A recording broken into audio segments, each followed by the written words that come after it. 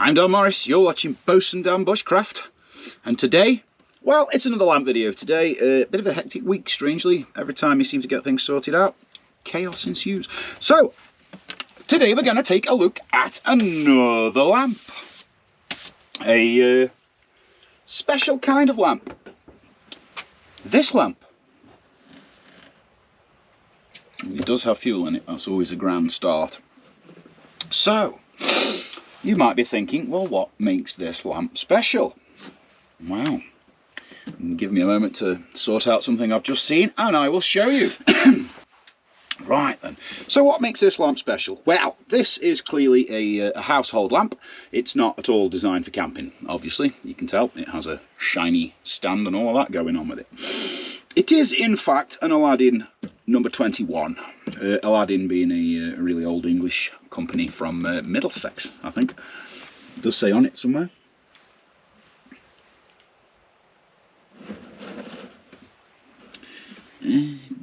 Great British pattern number, there we go. Made in England, number 21. Greenford, Middlesex, never been there. Anywho, what makes this different to any other lamp? Well, I can tell you, it's because this is a mantle lamp.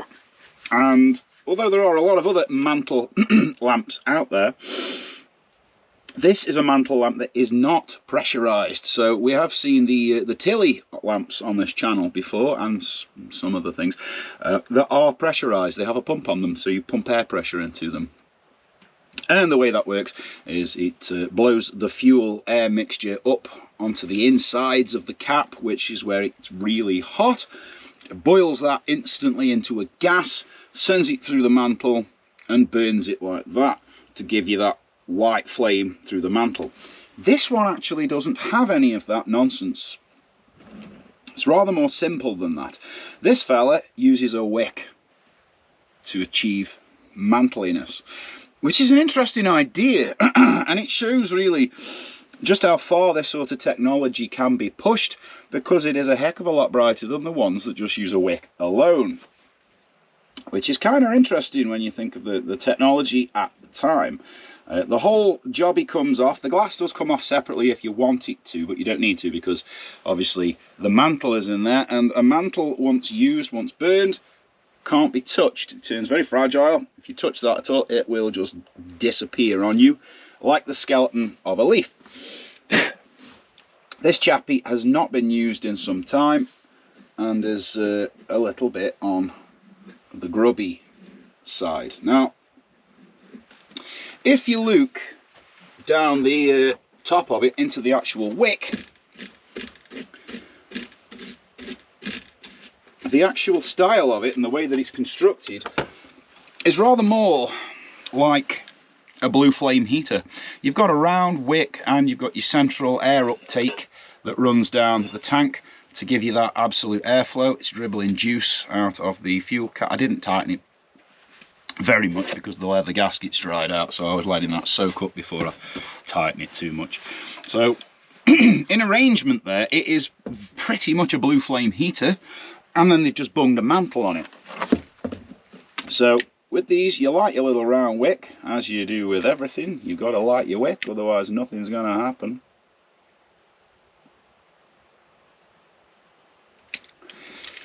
Light your wick, let it warm up. It takes a little bit of time with these to get them to warm. Now that we've got the whole wick lit, we can put the top cap and mantle assembly back on it. And as you can see, we've still got that yellow flame. Now with these, as long as we're not getting carbon, so black spots appearing on your mantle straight away, that's cool. Leave it for a little while, let it warm up. These really do want to be really good and warm before they do their personal little trick. And I can feel it straight away, it is warming up. Now I have got some blacking occurring on the top of that mantle there, that isn't actually carboning up from the flame, that's the dust burning on it, because I've left this thing stored, and I should really have covered the top of the chimney to stop dust getting in there. And well, I forgot all about that. So what my goal is, I can hear it making extra noises, is to slowly crank her up, give it its moment. Now the top of that mantle is starting to glow red, which is good because I'll start cleaning that dust off. Already I can see the top's cleaning up a bit. But we're still in yellow flame. These require a little patience to get them to run correctly, because you've got to get it warm first, otherwise it won't do what it's supposed to do. And if you burn them wrong, your whole mantle is going to just turn into a big black mess of soot. There we go, she's just going into blue flame now. Still flicking a little bit in the yellow. We don't want the yellow flame, that will carbon everything up. But you also don't want to go too insane straight away, because with all of these lamps, the hotter they get, the brighter they get, but obviously the hotter they get, the more your flame starts to creep up on you. So as I've said over and over and over and over again with all of these lamps, let them run low, let them get hot, then you can set them to where you want your flame. Now then, already I can feel this rather supreme heat coming out of this. It's a very hot burning lamp. And to be fair, with all paraffin kerosene lamps, in a sense they make better heaters than they do lights. It's just the way they are.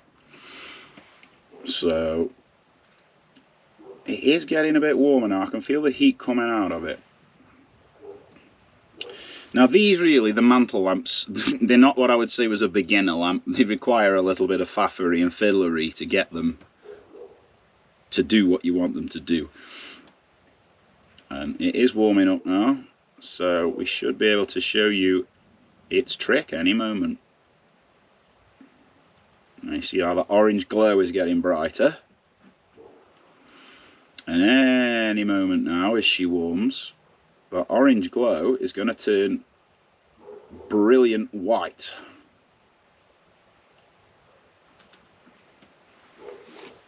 I'll just let it warm some more. There we go, we can see the mantle is slowly heating up and changing colour. Now interestingly, with mantles, the actual mantle itself is far less fragile when it's lit than when it's not lit and it's cold. I mean, you wouldn't touch it anyway now because it's hot, but they're not as fragile. Although mantles, they still don't have a massively long lifespan. And these mantles can be expensive to get for these lamps now, because obviously it's very old technology. Is she ready for a touch more on the power? No. So, I think she's ready for just a touch more power. Tiny, tiny little movement. The reason is I've used these before a lot, and I know how unruly they can be if you get it wrong. And again, I've just got the tiniest little yellow flame coming off that wick there. That will carbon, it'll all turn black. You'll get a hot spot in your wick, it'll cause a problem. So you've got to keep it so as it's just blue flaming. Now, it actually probably would benefit from a bit deeper of a wick clean than my little, I'll just run a brush around it. But you can see, if we kill the other lights, boom, the brightness of it. It is really, really, really, really, really quite nice and bright. And it will get brighter still without me messing with the wick. I pretty much just leave it alone. And it will get brighter and brighter and brighter as it gets hot. Probably find I need to cool it down, not cool it down, sorry, probably find as it warms up, I actually need to just tweak the wick down a little bit more so. So, if I can just gently move it. And there we go, because now I'm just looking around that mantle to make sure there are no dark spots forming, because if there are, that it will be, the dark spots is going to be where it's going to carbon up, and that's where you'll get a problem. So this one now, I'd leave it like this for a while, let it get even warmer, warmer still, and then I could turn it up even more and get even more light out of it.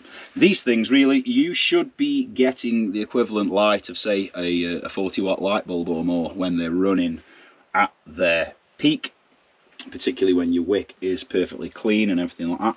And I can already see that the little yellow flash there has grown a touch again, and that's just because it's now getting hotter. And we've really got heat roaring out the top of it. So in comparison, here we have another household chimney lamp. I can twig that down a touch again because I can just see that yellow. There you go. Just get rid of those yellow flames. And like I say, this one is capable of going a heck of a lot brighter than this. We don't need to though for today, until it behaves itself. Really, I need to give that wick a proper cleaning off. So I'm just going to light this one in comparison. The chimney on this is dirty, I haven't cleaned it for a while, but it won't make that much of a difference. And this one has the big brass reflector behind it, which obviously does add a few lumens in the sense of it's more directional, rather than this one that's everywhere. But you could put a reflector behind it, there'd be no reason why you couldn't do that. So you can see, even though this one's just warming up, as I say, they always like to warm first. You've got to get them hot before they start doing what they do properly. Because as you can imagine, the chimney itself, it is a chimney. It's doing what chimneys do. As the heat goes up, it causes a draw effect and pulls air through, which causes the spread in the flame. Which is the reason why when people always say to me, like, well, what's the difference though between these and candles? Well, candles are nowhere near as bright, and they're never going to be as bright. They're also never going to be as efficient because they don't have all of this airflow ability. And if you tried to give a candle the airflow ability, it's just going to get brighter and hotter and just melt itself and make a big mess. So, you know, your candles are kind of, they are what they are. Whereas with these, the more airflow you get through them, the more efficiently the fuel burns and the brighter it burns. So you get a lot more efficiency than you would with a candle, which is obvious, otherwise people would never have started using these as per candles. But you can see already, this one's now starting to warm up. And it's just not even slightly a match for the Aladdin 21. Not even anywhere close. Still a charming and incredibly useful light, but compared to this advancement, it's really dull. It is the equivalent, you know, if you think of a candle versus this one, it's going to be the same sort of difference. This is the candle, and now this is the lamp. These things you would have found, I mean, obviously they would be used in households and they would be used as household lamps, but they were great and used a lot in offices and things like that. And you know, again, through the Second World War, things like this were kept all over the place in offices and the war rooms and all of that as backups, because, you know, you never know when the power's going to go out. They had electricity and they were using incandescent light bulbs. But in wartime, you never know when your power's going out. You need a good backup, and these are the sort of things that would be kept around for just those sorts of purposes. One of the drawbacks of things like the Aladdin 21 is they are a bit more pernickety with keeping the wick set where you need it to do until they are running at full capacity. These ones are really more, as long as you don't overdo it, you light it, come back to it and forget about it. Yeah. This thing, you do kind of have to babysit it a little bit until you've got it to that stable running temperature. But you can see there's no comparison. There's just no comparison between the amount of light that you get in. This thing is many times brighter. And again, in the guise of heat, we all like a bit of warmth. Wow, is this thing bailing some heat out of it. I mean, like I say, you could almost say that this is a better heater than a lamp. It is absolutely, we said that though about the standard incandescent light bulb. It's a better heater than it is a light. It's one of the one of the reasons why we've got LED lights and things now. They don't give out much heat, if any, at all, which I guess is a good thing. I mean, it depends, doesn't it? If you needed that heat, then no, not so much. But this thing is absolutely kicking heat out. I mean, it's a proper glow in my face warm. And it's a pretty thing as well. It's nice and shiny. They've done a good job of making it kind of decorative. And we've probably been about 10 minutes of its total running time now, and we are just about getting to the point where it will behave itself and just run nice and stable. Although I will be totally honest with you about these particular styles of lamps with the mantle and wick.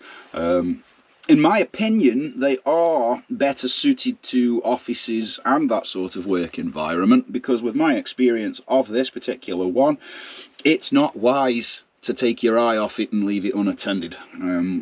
It can overheat, and when it does, again, we get carbon building up on that mantle and it'll smoke and make a mess. So it really is one of those ones where keep it in sight, so you can see what it's doing. Whereas this older style, once it's burning, it's burning, it's fine. It'll just keep you, forget about it. It'll just run until it runs out of juice, and then it'll put itself out. Whereas this one's a little bit more pernickety. You have to just tweak it every so often. Generally, once it's found its running temperature, it's okay, but I wouldn't advise leaving it unattended for too long. Not that you should ever be leaving any naked flame unattended. I think we all know that by now. I get a lot of people moaning about stuff. One of my favourite ones was somebody who said that you'll be killed 20 years later from the hydrocarbons in tea light candles. I'm like, seriously, how deep are we going with this? I mean, if you can't operate a candle safely, then you should probably have some sort of assistant or guardian with you at all times. It's just my opinion, but come on, health and safety people, chill out. Yes, we all know not to go out. We don't light a load of naked flames around the house and then go to the cinema for a couple of hours, do we? But there we have it. Let me just tweak it a little bit. Very fine adjustments. Ta-da! And there we have it, the Aladdin 21, the mantle lamp. And Aladdin aren't the only people that ever made the mantle lamps. There are quite a few about there. I know there's quite a lot of these on the American market, because I've seen lots of other videos on YouTube where people have been showing these and using these. Not Aladdin's, but obviously whoever their makers are. I know Diet's made quite a few, and other companies like that.